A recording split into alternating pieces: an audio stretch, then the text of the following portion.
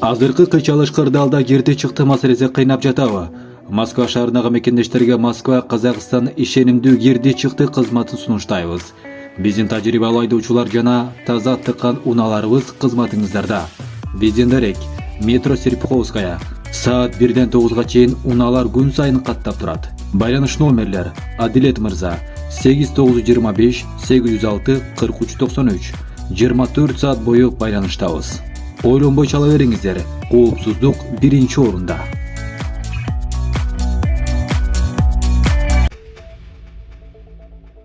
Россияда Кыргызстандык курулушчу 27 жаштагы кызды өз үйүндө өлтүрдү деп кармалды. Санкт-Петербург шаарында кыргызстандык мигрант 27 жаштагы кызды өлтүрүүгө шектелип кармалды.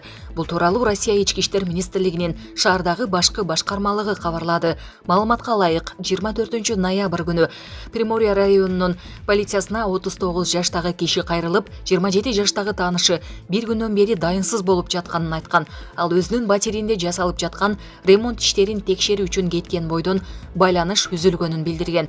25 ноябрь күнү полиция ал кыздын үйүнө барып, тинткенде курулуштан чыккан таштандылар салынган мүшөктөрдүн биринде батир ээсинин сөөгү жатканын көрүшкөн. Кыз полиэтилен менен оролгон. Бул кылмышка жакынкы чет өлкөлөрдүн биринин 41 жаштагы жараны шектелүүдө, ал ошол үйдө курулуш иштерин жасап жаткан.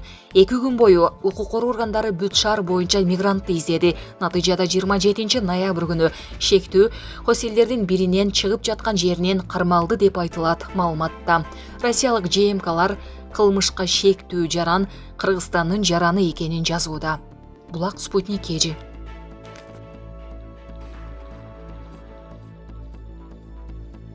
Аялын өлтүрүп, дене мүчөлөрүн БЧКга ыргыткан. Шектүү күйөөсү Россиядан кармалды. Чүйдө аялын өлтүрүп, денесин жиликтеп, Чоңчүй каналына ыргытып, Россияга качып кеткен деген шек менен күйөөсү кармалды. Бул тууралуу облустук милициянын маалымат кызматы кабарлады. Билдирмеге ылайык 14 октябрда Чоңчүй каналынын Сокулук районундагы суу бөлүштүрүүчү тосмосунан адамдын дене мүчөлөрү табылган. Издөө иштеринин жүрүшүндө каналдын Бишкек шаарындагы бөлүгүнөн дагы дененин айрым мүчөлөрү чыккан. Сокулук райондук милициясы тарабынан кылмыш жаза кодексин адам өлтүрүү менен кылмыш иши козголгон. Ыкчам тергөөнүн натыйжасында киши колдуу болгон аял Аламөдүн районунун Пригородный айылында жашаган 48 жаштагы жаран экени белгилүү болгон. Ал эми анын өлүмүнө 54 жаштагы күйөөсүнүн тиешеси бардыгы аныкталган. Шектүү кылмыштуу окуядан кийин Россияга чыгып кеткендиктен издөө жарыяланган. Тийиштүү материалдар РФ Ички иштер министрлигинин Ханты-Мансийдеги муниципалитеттер аралык бөлүмүнө жиберилген. Анын алкагында полиция кызматкерлери тарабынан шектүү кармалган. Учурда аны Кыргызстанга алып келүү маселеси чечилип жатканы белгиленди. Булак Спутник KG. Депутат Чыңгыз Айдарбеков саламаттыгына байланыштуу убактылуу жыйындарга катышпайт. Жогорку кеңештин депутаты Чыңгыз Айдарбеков жыйындарга саламаттыгына байланыштуу убактылуу катыша албайт. Бул тууралуу кесиптеши Жанар Акаев соц тармактагы баракчасына жазды. Чыңгыз Айдарбеков саламаттыгына байланыштуу жыйындарга убактылуу катыша албайт. Ал бул тууралуу жогорку кеңештин төрагасына жана фракция лидери катары менин атыма расмий кат жазды. Чыңгыз Азаматович жакынкы күндөрү кайтып келип, өз ишин улантат деп ишенем. Кесиптешибиз Эмиль Жамырчиевдин тегерегинде жаралган жагдайлар боюнча кошумча маалымат беребиз деп жазды ал.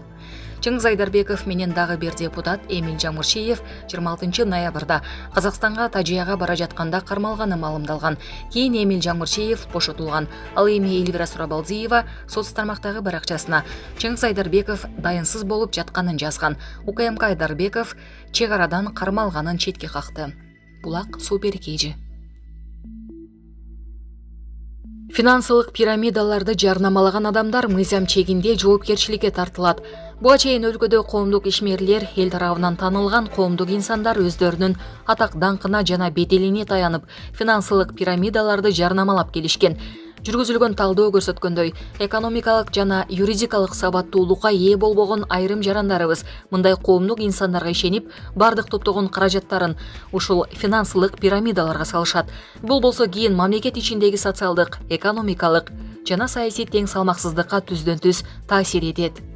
Ошону менен бирге аларды жарнамалаган дал ушул адамдар өзүлөрү жарнамалаган финансылык пирамидалардын акыркы жыйынтыгын аң сезимдүү түшүнүп, көрүп турушканын белгилеп кеткибиз келет. Өз аймактарында же өлкөсүндө социалдык статуска ээ болуу менен өз элине социалдык жана экономикалык жардам көрсөткөндөрдүн бетке кармап, жөнөкөй элди адаштырып, тигил же бул финансы пирамидасына каражат салуу коркунучтуу эмес деп ишендирүү менен адаштырып, байып келе жатышат.